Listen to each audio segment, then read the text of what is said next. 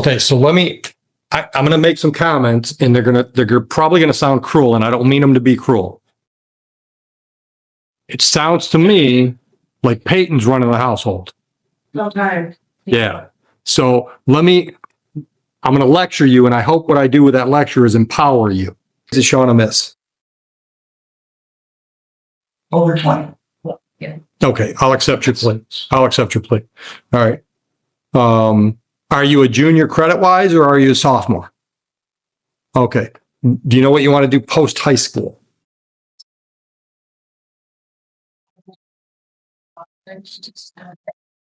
Psychology, almost psychology. Okay. What's your cumulative GPA? In my experience, that means it's not as high as it should be.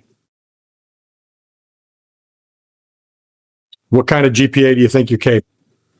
If you were in school every day and, given 100%, what kind of grades are you capable of?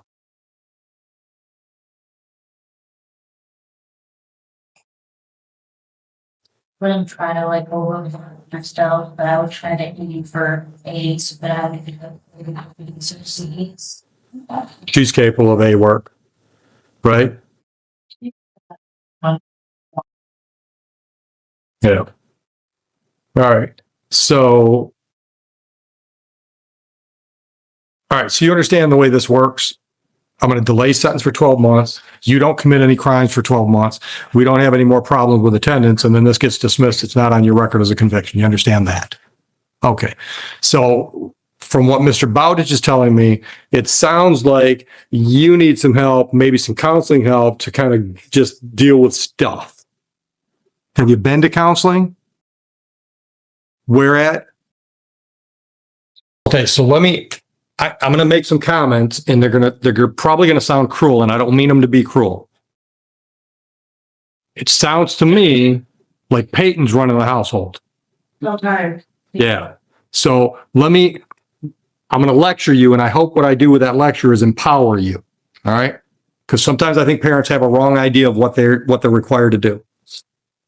Because she's a minor and she's under your roof, you have certain legal responsibilities. You have to feed her, give her shelter, and cover her naked body, right? That doesn't mean she's got to be comfortable under your roof. Okay? You got to feed her with something to keep her healthy. That doesn't mean you buy her favorite snacks. Okay? You have to cover her nakedness. That doesn't mean you got to buy her what she wants to wear. I have a whole bunch of simple rules I live by. One of them is bad behavior has to hurt or bad behavior will continue. If you make her life uncomfortable enough at home until she starts to do the things you want her to do, like be home when you expect her to be there, get up, get her skinny butt on the bus and go to school. If you make her life uncomfortable until she straightens out, as long as you're feeding her, housing her, and clothing her, you're okay legally. You understand what I'm telling you? Now, I understand that quite often to make her uncomfortable, everybody in the house has to pay for it, right? I mean, I've actually had parents that locked up cupboards, right? So everybody in the house didn't have access to the cupboards because one kid was raiding the cupboard in the middle of the night, right? So I understand it takes sacrifices, but let's face it, your daughter, she's worth sacrifices, right? Okay? So my suggestion to you is make her uncomfortable, right? For example, she have a phone? Who pays for the phone? Just the Wi-Fi, because I pay for the Wi-Fi. Right. My point is, you're trying to save money to get a car, which in our area is kind of a necessity. I mean, we don't have bus routes, right? Right? So you're spending money that could be in that pot you're saving to buy a car. You're spending money so she has access to her friends. Why? Yeah, the Wi-Fi was for when they were going to school online last year. Are they going to school now? Yeah. I don't So what's pay the Wi-Fi. Sometimes they pay it. Their money from babysit or whatever they do. I got no problem with them paying for stuff. If your daughter wants to use her money to keep her Wi-Fi on, well, I guess that's an option.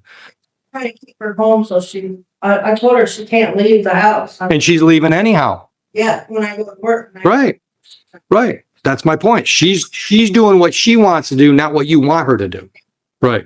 So my other suggestion is you might, Mr. Gillespie that was just in here, you might stop and see Mr. Gillespie and say, look, I got a 15-year-old that's running out of control. I want some help with her. See if he's got some suggestions for you. Okay?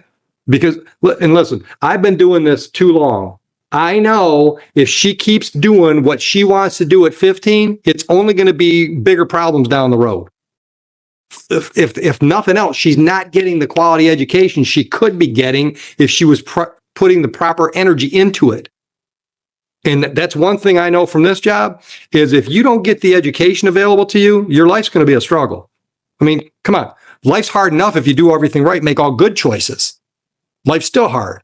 You make bad choices, life is harder.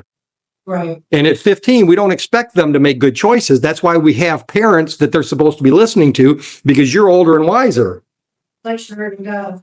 Yeah, but she doesn't hear you. She doesn't hear you. Listen, you didn't hear everything your parents told you, No, right? I mean, that's just part of being a kid, yeah, right? But that doesn't mean you just have to step back and watch her make all those decisions that you know she'll pay for, right? Okay, so go see Mr. Gillespie on the way out. See if maybe he's got time to talk to you now or get a phone number, whatever. See if he can help you. Okay, good luck. So did I actually sentence 12 months, stay out of trouble, this gets better, or if, bless you, if the attendance problems continue, but the next time I see you because the school say it's not better, so you're show caused in front of me, and Mr. Gillespie's there and saying, hey, I've been talking to her, mom's trying everything I'm suggesting, then you're not in trouble with me. Okay? Good luck. I remember this Goldberg.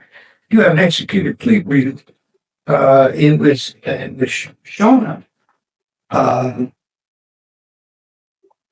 Shauna might need some of the court's assistance, Your Honor. The problem is not really transportation or anything. It's just that Shauna has experienced things in the past, and she's having a difficult time getting over. I believe she's 17. And she's a junior. Maybe absent some credits, but should be a junior. But I believe she's generally interested in education. But I think it may come to a point where maybe some of the court's resources could come into play. Okay. Mom, did you discuss rights and options with Mr. Bowditch? You understand those rights and the options they give you? You understand the possible penalty for today's charge? Understanding all of this, are you pleading guilty to the charge? Are you doing so freely and voluntarily? All right. How many days did Shauna miss? Over 20. Okay, I'll accept your plea. I'll accept your plea. All right. Are you a junior credit-wise or are you a sophomore? Okay. Do you know what you want to do post-high school?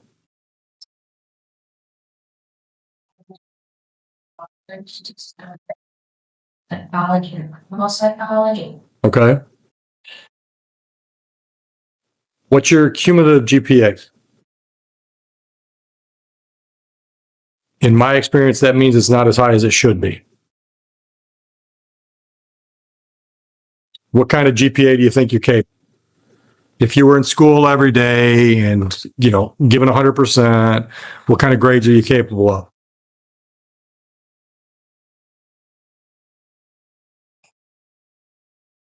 Wouldn't try to like over myself, but I would try to aim for A's, but I would be some C's. She's capable of A work, right? Yeah.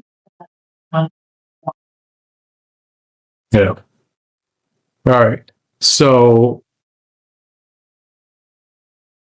you understand the way this works. I'm going to delay sentence for 12 months. You don't commit any crimes for 12 months. We don't have any more problems with attendance, and then this gets dismissed. It's not on your record as a conviction. You understand that? Okay. So from what Mr. Bowditch is telling me, it sounds like you need some help, maybe some counseling help to kind of just deal with stuff. Have you been to counseling? Where at? Part school, she had counseling. I take Just through the counseling through the schools? to put on medication. Okay. She has seen a psychiatrist. Okay. Okay. Why not? Was that just like the personality mix wasn't good between her and the doctor or what?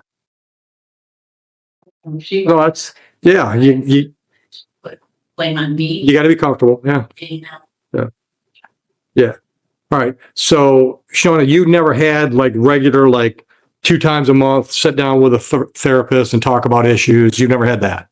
All right. Are you interested in that? All right.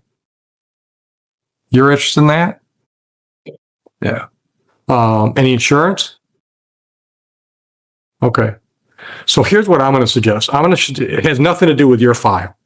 Well, maybe, because maybe if she gets some counseling, maybe it makes your job easier to get her in school every day. Right. like, Well, I'm going to be honest with you. It's not your job anymore. It's her education. Right. my other two have perfect attendance. Yeah. Well, Yeah. So here's what I'm going to suggest. I'm going to suggest you stop before you get out of the building, go down and talk to Mr. Gillespie, and let him know that you're looking for some counseling, leads to chase down to see if you can find something that kind of fits what you're looking for and your insurance. Okay. All right. there's tutoring options, like you just want. Through the school, but not through me. I don't have tutors, but the schools have tutoring. Have you asked for tutoring help at the school? That was a yes or no question. Have you asked for one-on-one tutoring at the school? Do that. Who's your counselor at the school? Kid, you should know your counselor's name and their office schedule. So here, you're going to go down and talk to Mr. Gillespie, right? You're going to go to school. Can you get her there today? All right, but you'll be at school tomorrow, right? Okay, so your job tomorrow, other than classwork, your job is to go see your counselor, tell your counselor, I want some one-on-one tutoring, whatever the school has available to me, and ask your counselor where you can find a therapist that you could meet with. All right, your counselor will have some recommendations too. So you get your recommendations, mom gets some recommendations from our probation department, and then you ladies figure out where you want to do or what you want to do. Okay? Good luck. You're welcome.